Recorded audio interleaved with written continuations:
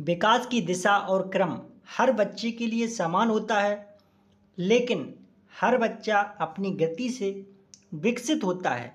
यह बाल विकास के निम्नलिखित में से किस सिद्धांत को दर्शाता है? अनिरंतरता, रैखिकता, एकरूपता, पृथक। तो ये दर्शाता है पृथकता।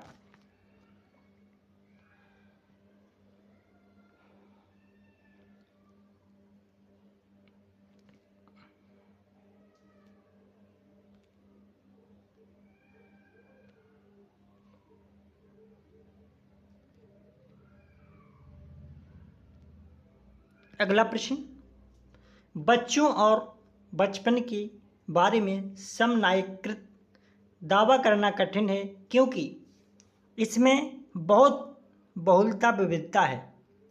इसका कथन है और तर्क इसका दिया गया है कि बचपन एक सामाजिक सांस्कृतिक संकल्पना है। तो ऐसे प्रश्नों को किस प्रकार सॉल्व करते हैं देखें। ऐसे सॉल्व किया जाता है। कथन क्या है कि बच्चों और बचपन के बारे में समन्वयकृत दावा करना कठिन है क्योंकि इसमें बहुत बहुलता विविधता है। ये बात सही है, इसका कथन भी सही है। और तर्क इसका क्या दिया गया है? तर्क है इसका कि बचपन एक सामाजिक सांस्कृतिक संकल्पना है। तर्क भी इसका सही है। तो आंसर इसका क्या है? ए और आर दोनों सही हैं और आर सही व्याख्या करता है ए की।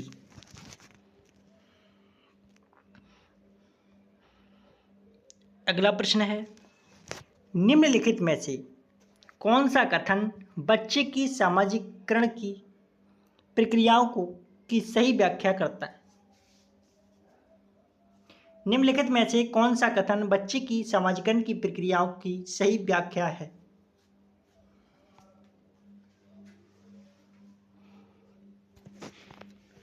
कौन सी व्याख्या सही है?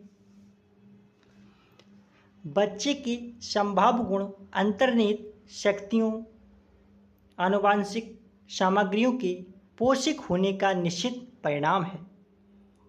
नहीं, बच्चे को सामाजिक परिवेश के द्वारा पूरी तरह से ढला जा सकता है। ये भी गलत है। बच्चे का विकास सिर्फ उसके भाग्य द्वारा निर्धारित किया जाता है और उसमें ना तो आनुवंशिकता की कोई भूमिका होती, ना ही परिवेश की। ऐसा भी नहीं होता है। बच्चों का विकास आनुवंशिकता और परिवेशीय कारकों का जटिल पारस्परिक प्रभाव है। इसका आंसर क्या है? डी इसका राइट आंसर। अगला प्रश्न है, पियाजे के विकास सोपान सिद्धांत का सही विकास चरण क्रम पहचानिए। बताएं कौन सा सही क्रम है?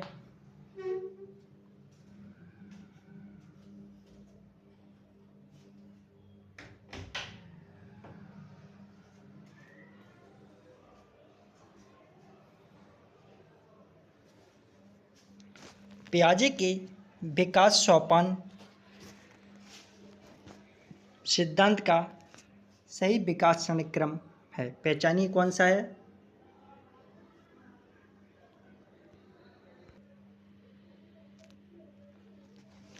पियाजे के विकास सोपान सिद्धांत का सही विकास चरण क्रम पहचानिए। तो विकास का जो क्रम होता है, संवेदी, गामक, पूर्व संक्रियात्मक, मूर्त संक्रियात्मक, औपचारिक क्रियात्मक, ये क्रम होता है पियाजे के विकास सिद्धांत का। अगला प्रश्न, निम्नलिखित में से कौन सा पियाजे के सिद्धांत की आलोचना प्रस्तुत करता है?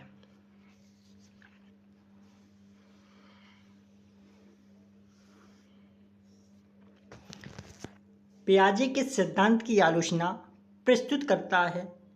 पियाजे को यह विश्वास नहीं था कि बच्चे बुद्धिमान होते। ऐसा बिल्कुल भी नहीं कहा जीन पियाजे ने। पियाजे ने पूर्व संक्रियात्मक अवस्था में बच्चों की क्षमताओं को कम कर आंका है। पियाजे ने बच्चों को ज्ञान की सक्रिय संरचना करने वाला नहीं माना है। ऐसा भी नहीं। पियाजे में विकास प्रक्रिया को सतत माना है। ये भी नहीं। इसका आंसर क्या है? पियाजे के सिद्धांत की आलोचना प्रस्तुत करता है कि पियाजे ने पूर्व संक्रियात्मक अवस्था में बच्चों की क्षमताओं को कम कर आंका है।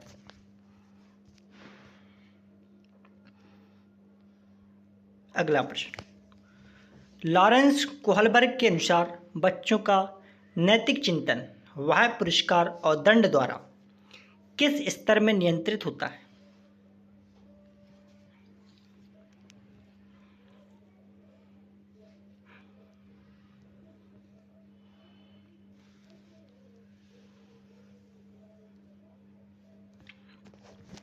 लॉरेंस कोहलबर्ग के अनुसार बच्चों का नैतिक चिंतन वह पुरस्कार और दंड द्वारा किस स्तर में होता है या नियंत्रित होता है? पूर्व पारंपरिक, पारंपरिक, उत्तर पारंपरिक, नैतिक, संबंधवाद। तो ये होता है पूर्व पारंपरिक में। इसके बाद जीन पियाजे के अनुसार मानव शिशु में कौन सी प्रवृत्तियों और प्रतिक्रिया जन्मजात होती हैं?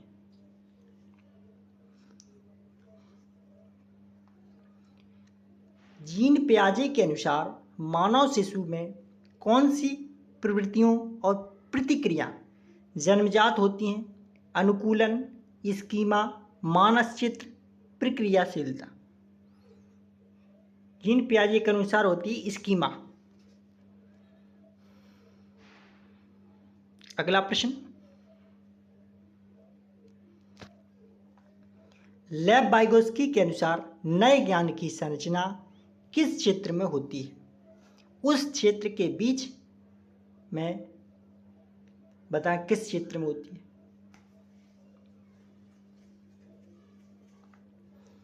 लेव वाइगोत्स्की के अनुसार नए ज्ञान की संरचना किस क्षेत्र में होती है? जो कि बच्चा जानता है और उसमें जानने का सामर्थ्य है, जो कि बच्चा जानता है और जो उसकी पहुंच के बहुत बाहर है, जो कि बच्चा जानना चाहता है और शिक्षक के विचार से जिसका बच्चे को ज्ञान होना चाहिए, जो कि बच्चा जानना चाहता है और उसके अभिभावकों के विचार से जिसका उसे ज्ञान होना चाहिए। तो लेव वाइगोत्स्की के अनुसार नए ज्ञान की संरचना किस क्षेत्र में होती है? जो कि बच्चा जानता है और उसमें जानने की सामर्थ्य है। अगला प्रश्न,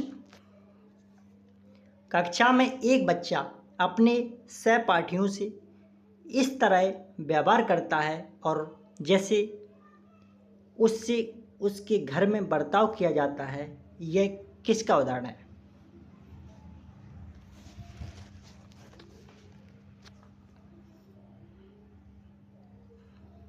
कक्षा में एक बच्चा अपने सहपाठियों से इस तरह व्यवहार करता है और जैसे उससे उसके घर में बर्ताव किया जाता है, यह किसका उदाहरण है? संरचनावाद, सामाजिक संरचनावाद, अवलोकन अधिगम, मानवतावादी अधिगम।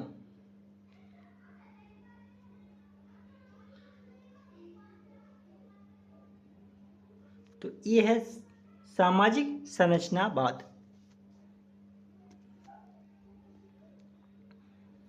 अगला प्रश्न है, एक बालक केंद्रित कक्षा में क्या होना चाहिए? बाल केंद्रित कक्षा में क्या होना चाहिए? बहुत से संसाधनों का प्रावधान, ये तो होना चाहिए। लचीलता, सामूहिकरण, ये भी होना चाहिए। पाठ्य पुस्तक ज्ञान का एकमात्र आधार, ये नहीं होना चाहिए। छात्रों की सक्रिय सहभागिता, ये भी होना चाहिए। एक संरचित पाठ्यक्रम और योगात्मक आकलन ये नहीं होना चाहिए। कौन कौन से ऑप्शन सही बताया जा रहा है इसमें? पहला, दूसरा और चौथा।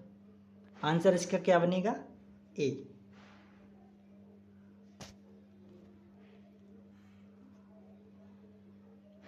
अगला प्रश्न, हॉवर्ड गार्डनर के सिद्धांत के अनुसार बुद्धि कैसी है? हॉवर्ड गार्डनर के सिद्धांत के अनुसार बुद्धि एक व्यापक क्षमता है जो संचित ज्ञान और अनुभव पर निर्भर है। बुद्धि को 3 प्राथमिक मानसिक क्षमताओं में वर्गीकृत किया जा सकता है। बुद्धि को विविध स्वतंत्र बुद्धियों में विभाजित किया जा सकता है, जिसमें प्रत्येक का एक अद्वितीय जैविक आधार है। यह बुद्धि एक एकीक संरचना है। हॉवर्ड गार्डनर के सिद्धांत के अनुसार बुद्धि एक एकीक संरचना है।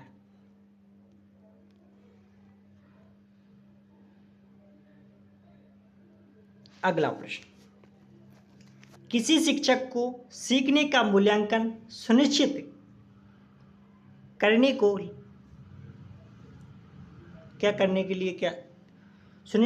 लिए क्या करना चाहिए?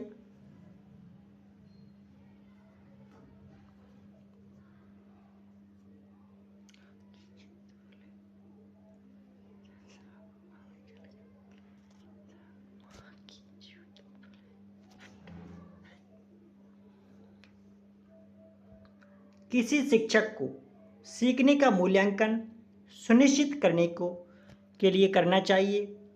अंकों के आधार पर विद्यार्थियों में तुलना बिल्कुल भी नहीं। प्रत्येक बच्चे का कार्य विश्लेषण कर और उनके अवबोधन पर अंतर ज्ञात करना, बी इसका राइट आंसर है, ये करना चाहिए। अगला प्रश्न, राष्ट्रीय शिक्षा नीति 2020 राष्ट्रीय शिक्षा नीति 2020 द्वारा सुझाई गई समग्र 360 डिग्री बहुआयामी रिपोर्ट क्या प्रस्तावित करती है? राष्ट्रीय शिक्षा नीति 2020 द्वारा सुझाई गई समग्र 360 डिग्री बहुआयामी रिपोर्ट क्या प्रस्तावित करती है? योगात्मक आकलन, यंत्रवत याद करने के कौशल का आकलन, विद्यार्थियों को पेपर पेंसिल परीक्षा आधारित श्रेणियों में बांटना, या स्व आकलन और समूह आकलन का समावेश।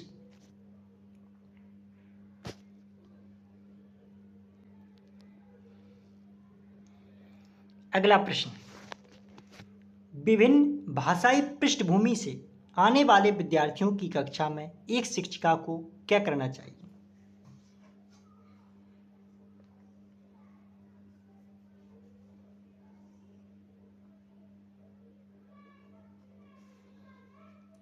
विभिन्न भाषाई पृष्ठभूमि से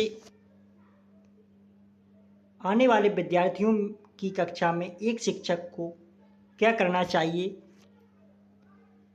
जब भी विद्यार्थी अपनी मातृभाषा में बात करें तब उन्हें हतोत्साहित करना, ऐसा नहीं करना चाहिए, गलत है।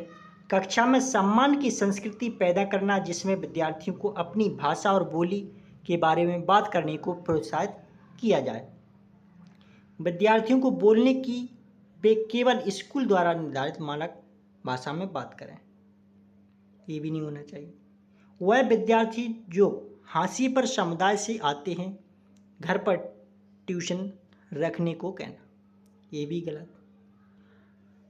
इसका सबसे बेस्ट ऑप्शन है कि कक्षा में सम्मान की संस्कृति पैदा करना, जिसमें विद्यार्थियों को अपनी भाषा और बोली के बारे में बात करने को प्रोत्साहित किया जाए।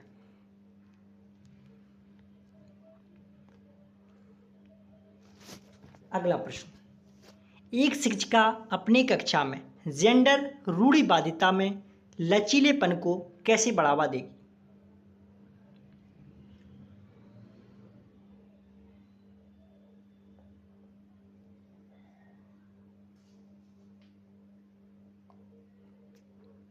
एक शिक्षिका अपनी कक्षा में जेंडर रूढ़िवादिता में लचीलेपन को कैसे बढ़ावा देगी? लड़कियों की स्त्रीवादी व लड़कों को पुरुषवादी विशेषताओं को और प्रोत्साहित करके लड़कों व लड़कियों को अलग अलग अधिगम कार्य देकर उस जिसके लिए वह आनुवांशिक रूप से तैयार है, ऐसा भी नहीं। जेंडर उपयुक्त अपेक्षाएं रखकर लड़कियों भाषा में अच्छा करेंगी व लड़के भाषा में, ये भी नहीं होना चाहिए। व्यक्तियों को गैर रूढ़िवादी भूमिकाओं में प्रस्तुत करके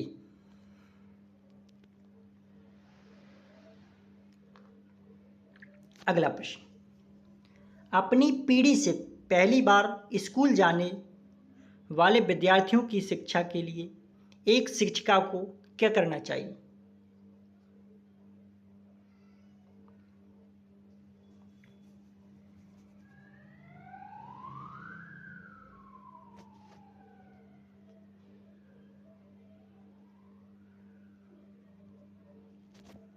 अपनी पीढ़ी से पहली बार स्कूल जाने वाले विद्यार्थियों की शिक्षा के लिए एक शिक्षिका को क्या करना चाहिए? इनमें असफलता का डर पैदा करना चाहिए ताकि यह दबाव व तनाव में काम करे, ऐसा बिल्कुल भी नहीं करना चाहिए। इनकी संस्कृति का सम्मान करते हुए इन्हें स्कूल की भाषा व संस्कृति से परिचित करवाना चाहिए, बिल्कुल राइट, यही करना चाहिए।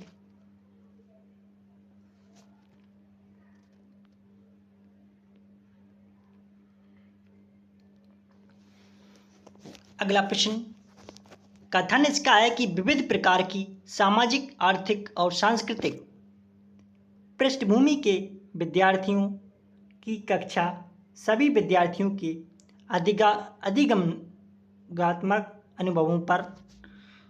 अधिगमों पर बढ़ावा देती है।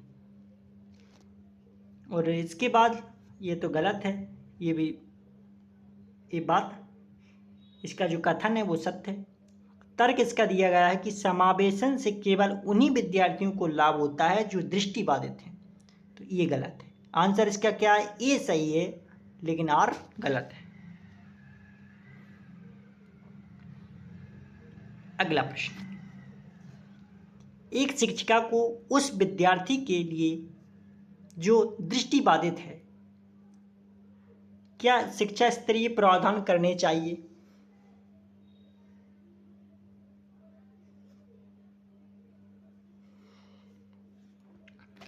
एक शिक्षिका को उस विद्यार्थी के लिए जो दृष्टिबाधित के लिए शिक्षा स्तरीय प्रावधान क्या करने चाहिए? सबसे पहले उन्हें मौखिक संकेतों का इस्तेमाल करना चाहिए ताकि उनको संकल्पना करने के अवसर मिले। अगला प्रश्न, विद्यार्थी जिन्हें अधिगम विकार है उसे क्या करना चाहिए?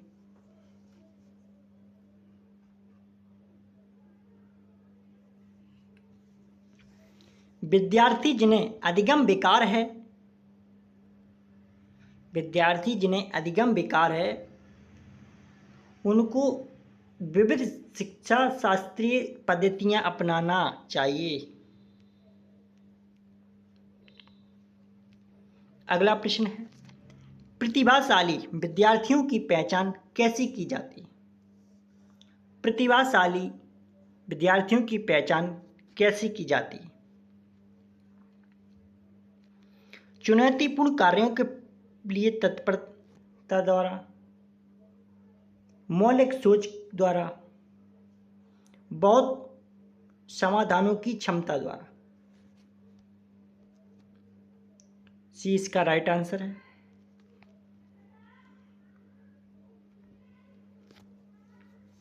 अगला प्रश्न है, निम्न में से अध्यापक द्वारा अपनाई गई कौन सी तकनीक संरचनात्मक शिक्षण अधिगम प्रक्रिया में हानिकारक है? ये हानिकारक है कि अच्छा प्रदर्शन न करने वाले बच्चों को प्रेरित करने के लिए काले स्टार देना, ये हानिकारक है। अगला प्रश्न, क्या कक्षा में सहज ज्ञान चिंतन को प्रोत्साहित किया जाना चाहिए? क्या कक्षा में सहज ज्ञान चिंतन को प्रोत्साहित किया जाना चाहिए? हाँ, बच्चों का सहज ज्ञान और अनुमान उनके ज्ञानात्मक चिंतन को विकसित करने में सहायता करते हैं।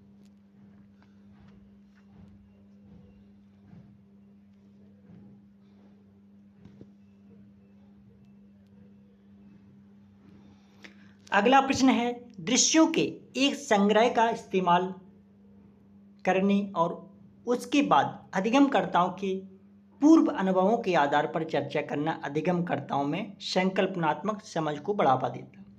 ये बात सही है, यानी कथन इसका सत्य है।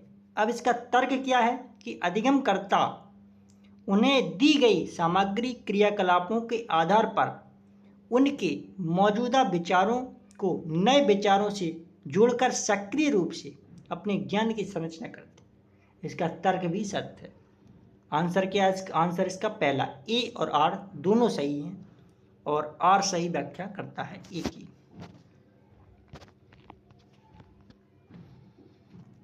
अगला प्रश्न, बच्चे किस तरीके से सीखते हैं और किस तरीके से नहीं सीखते?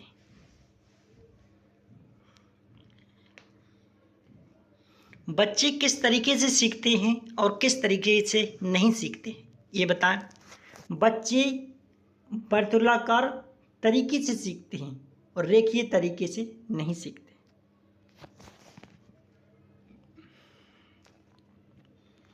अगला प्रश्न, अधिगम हेतु एक प्रेरक वातावरण देने के लिए शिक्षक को क्या करना चाहिए?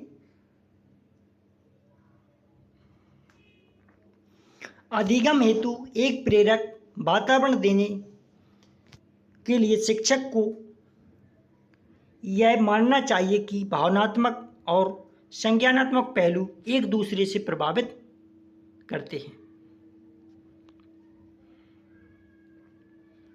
अगला प्रश्न, विद्यार्थियों के सार्थक शिक्षण के लिए उत्साहित करने के लिए उन्हें उद्देश्य के रूप में के स्थान पर प्रेरित करना चाहिए। विद्यार्थियों के सार्थक शिक्षण के लिए उत्साहित करने के लिए उन्हें उद्देश्य रूप में अवबोध के स्थान पर उपलब्धि प्रेरित करना चाहिए।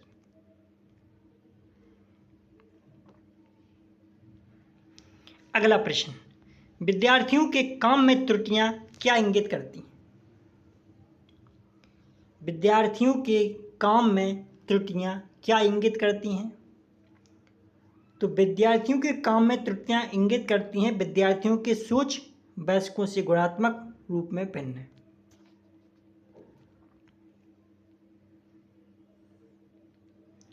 समस्या समाधान की प्रक्रिया, निम्नलिखित प्रक्रियाओं का उनके वर्णन से मिलान कीजिए।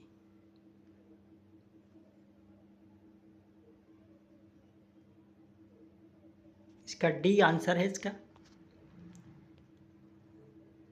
अगला प्रश्न है, अधिगम व्यक्तिगत और पर्यावरणीय कारकों से महत्वपूर्ण रूप से प्रभावित होता है। इस संदर्भ में निम्नलिखित में से कौन सा कथन सही है? कौन सा कथन सही है कि अभिरुचि और अभिवृत्ति दोनों व्यक्तिगत कारक हैं?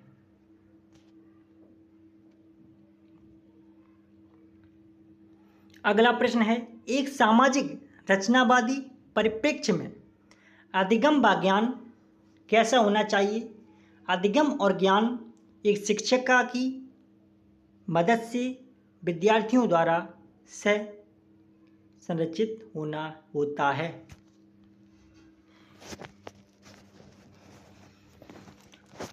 आप लोगों ने यदि चैनल को अभी तक सब्सक्राइब नहीं किया है तो चैनल को सब्सक्राइब कर लेना। सीटेट एग्ज़ाम की तैयारी यहाँ पर कराई जा रही है। सभी सब्जेक्ट